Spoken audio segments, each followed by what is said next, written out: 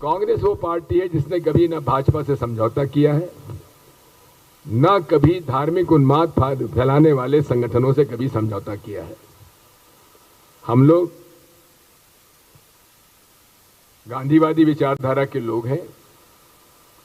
प्रेम सद्भाव के साथ इस भारत के संस्कार और संस्कृति का पालन करते हुए पूरे विश्व को एक परिवार मानते हैं और उसी के लिए हम लोगों ने भारत जोड़ो यात्रा प्रारंभ की है।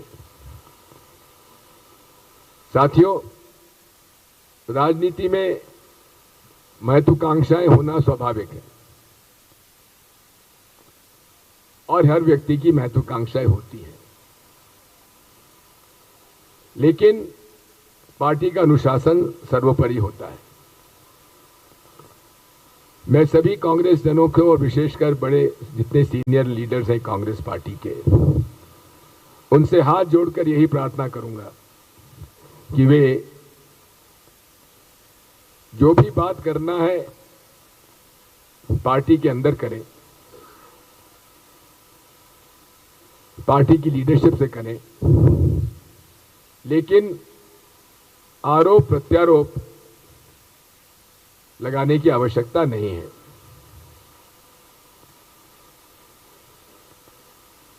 इस मामले में कांग्रेस की लीडरशिप ने साफ तय किया है कि इसकी पुनरावृत्ति नहीं होना चाहिए। अगर हुआ तो चाहे कितना ही बड़ा कोई नेता क्यों ना हो, उन पर कार्रवाई की जाएगी। साथियों, मैं कल सभी से मिला हूं और स्वाभाविक है कई शिकायतें हो सकती हैं। मैंने सबको सुना है, सबसे बातचीत की है और इसका हल निकालेंगे। तेलंगाना में भाजपा के खिलाफ और टीआरएस के और टीआरएस उब्लिक बीआरएस के खिलाफ माहौल है, एंटी इनकम्बेंसी है, लेकिन कांग्रेस पार्टी को सामूहिक रूप से एकजुट होकर इस पूरे अभियान में जुटना पड़ेगा।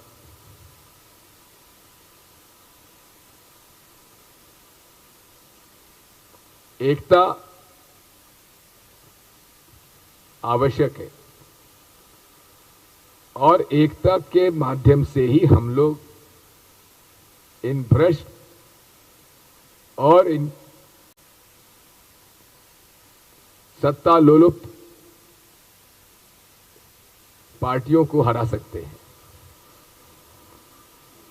कई बार पत्रकार मुझसे कहते थे कि विपक्ष ठंडा क्यों पड़ा है, कांग्रेस सड़कों पर क्यों ना है। अब हम सड़कों पर हैं लेकिन मीडिया फिर चुप क्यों है। आप सभी लोग कहते थे कि भाजपा के खिलाफ इतना माहौल है, कांग्रेस चुप क्यों है, सड़कों पर क्यों ना है। नहीं है, अब हम सड़कों पर हैं तो आप क्यों चुप है। आप भी कुछ हमारी मदद करिए, निष्पक्ष मदद करिए। हम कोई एहसान आप पर से नहीं लेना चाहते। जो जन समर्थन मिल रहा है उसको दिखाया क्यों नहीं जा रहा है, उसको बताया क्यों नहीं जा रहा है। इस मामले में आप सबसे यही प्रार्थना है, आप सब लोग यहां पधारे, आप सबका आभार। आज पीवी नरसिम्हा राव जी की पुण्यतिथि है। हम इस अवसर पर उनको अपनी विनम्र श्रद्धांजलि देते हैं और निजी तौर पर मुझ पर उनकी सदैव बड़ी कृपा रही है और उनका बड़ा प्रेम मुझे मिला। आज हम उनको स्मरण करते हुए उनको विनम्र श्रद्धांजलि अर्पित करते हैं। जो प्रश्न हो सके तो पूछ लीजिए, मैं उत्तर दूंगा।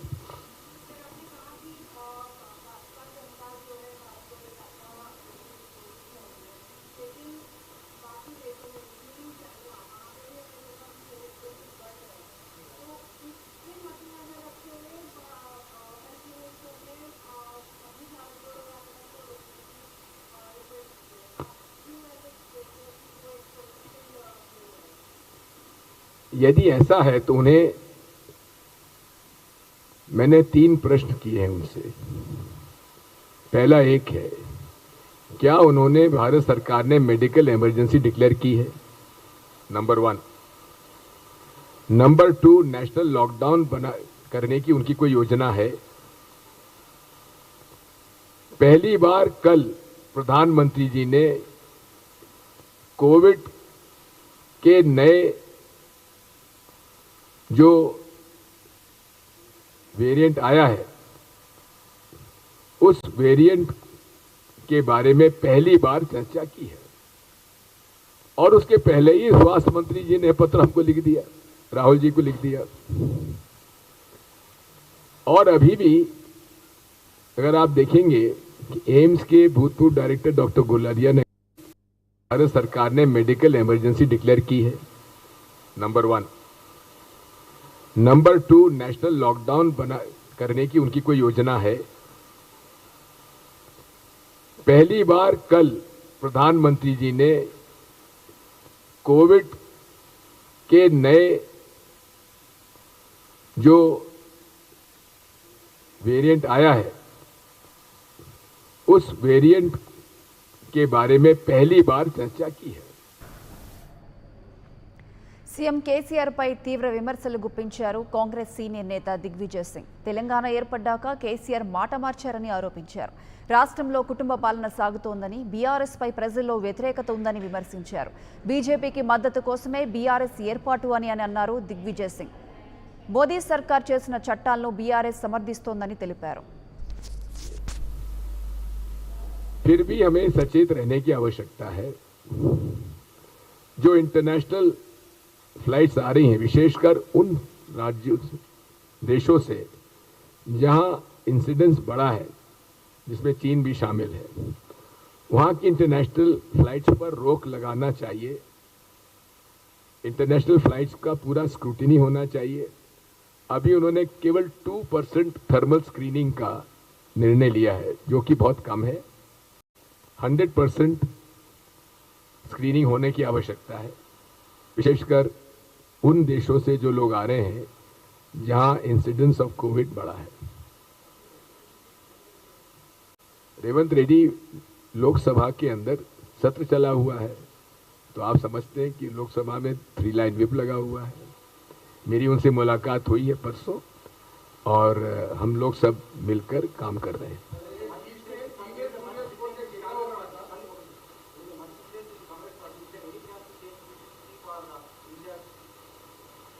Well, that is not my brief.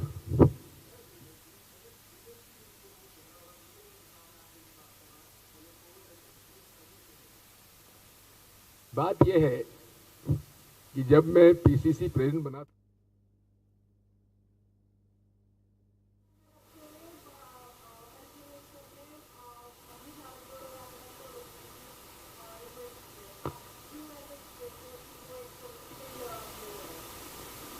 यदि ऐसा है तो उन्हें मैंने 3 प्रश्न किए हैं उनसे। पहला एक है, क्या उन्होंने भारत सरकार ने मेडिकल इमरजेंसी डिक्लेयर की है? नंबर 1। नंबर 2, नेशनल लॉकडाउन करने की उनकी कोई योजना है? पहली बार कल प्रधानमंत्री जी ने कोविड के नए जो वेरिएंट आया है उस वेरिएंट के बारे में पहली बार चर्चा की है, और उसके पहले ही स्वास्थ्य मंत्री जी ने पत्र हमको लिख दिया, राहुल जी को लिख दिया। और अभी भी अगर आप देखेंगे कि एम्स के भूतपूर्व डायरेक्टर डॉक्टर गुलारिया ने कहा है कि अभी हमारे पास भारत में कोई अप्रत्याशित रूप से कोविड केसेस की बढ़ोतरी नहीं हुई है। फिर भी हमें सचेत रहने की आवश्यकता है। जो इंटरनेशनल फ्लाइट्स आ रही हैं, विशेषकर उन राज्यों देशों से जहां इंसिडेंस बड़ा है, जिसमें चीन भी शामिल है, वहां की इंटरनेशनल फ्लाइट्स पर रोक लगाना चाहिए। इंटरनेशनल फ्लाइट्स का पूरा स्क्रूटिनी होना चाहिए। अभी उन्होंने केवल 2% थर्मल स्क्रीनिंग का निर्णय लिया है, जो कि बहुत कम है। 100% स्क्रीनिंग होने की आवश्यकता है, विशेषकर उन देशों से जो लोग आ रहे हैं जहां इंसिडेंस ऑफ कोविड बढ़ा है। रेवंत रेड्डी लोकसभा के अंदर सत्र चला हुआ है, तो आप समझते हैं कि लोकसभा में 3 लाइन व्हिप लगा हुआ है। मेरी उनसे मुलाकात हुई है परसों, और हम लोग सब मिलकर काम कर रहे हैं।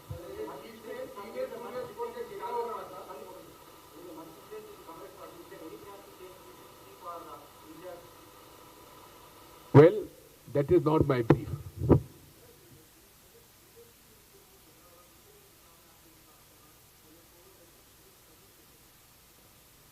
बात यह है कि जब मैं पीसीसी प्रेसिडेंट बना था मध्य प्रदेश में, तो मैं केवल 38 साल का था।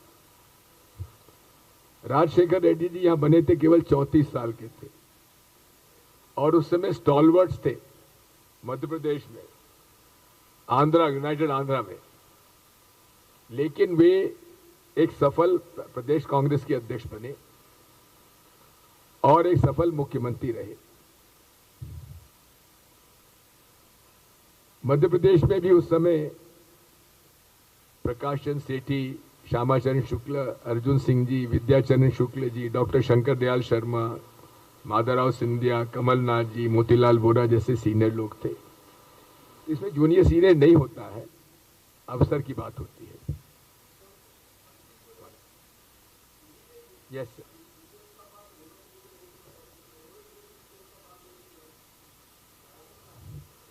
दोनों एक दूसरे की बात सुन रहे हैं, इसीलिए मैं यहां पर हूं, इसीलिए तो मैं आया हूं। Thank you. All settled, no problem. Thank you.